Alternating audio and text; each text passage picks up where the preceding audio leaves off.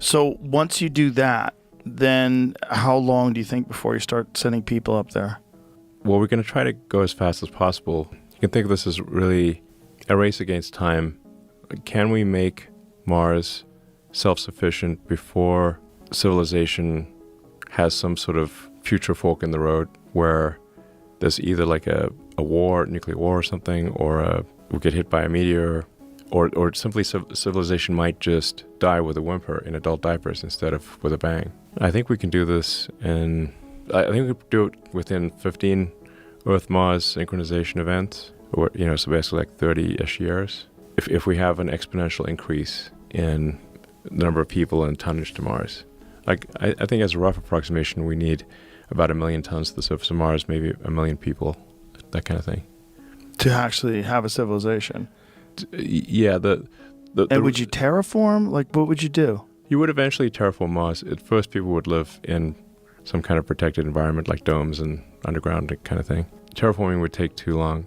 And we're at this point in time where, for the first time in the 4.5 billion year history of Earth, it is possible to extend consciousness beyond our home planet. That window may be open for a long time, or it may be open for a short time. I hope it's open for a long time. And we should just make sure that we extend the light of consciousness to Mars before civilization either extinguishes or subsides. All that needs to happen is that the technology level of Mars drops below, or technology level of Earth drops below what is necessary to send spaceships to Mars. If there's some really destructive war, or like I said, some natural cataclysm, or simply the birth rate is so low that we just die in adult diapers with a whimper. That's one of the possible outcomes. For a lot of countries are headed that way, by the way. So Japan is, right? Japan, Korea. Yeah. I mean, at dangerously. At current birth rates, in 3 generations, Korea will be about 4% of its current size. That's insane. Yeah, maybe even less than that. They're only at 1/3 replacement rate. So if you have 3 generations, that's your 1/27th of your current population, which is 3%-ish. Jesus Christ.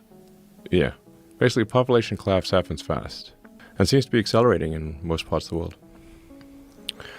So basically, I mean, from my standpoint, I'm like, this is the first time it's been possible to extend consciousness beyond Earth. Maybe that window will be open for a long time, but it might only be open for a short time. We should make sure that we make life multiplanetary and make consciousness multiplanetary while it's possible.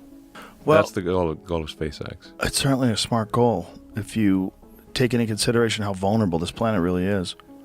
I mean, there's always some new story about something that might come and hit us 30 years from now. It's a 3% chance, and we really can't stop that right now, right? I mean, we don't really have the technology currently to even know how many rocks are coming our way, right? There's stuff that comes behind the sun that we can't see until it's pretty close, and it's headed our way. Yeah. Now, what is the fear of it's a long journey to Mars. You're sending people. It's a 6 month. How many months will it take? 6 months. 6 months roughly.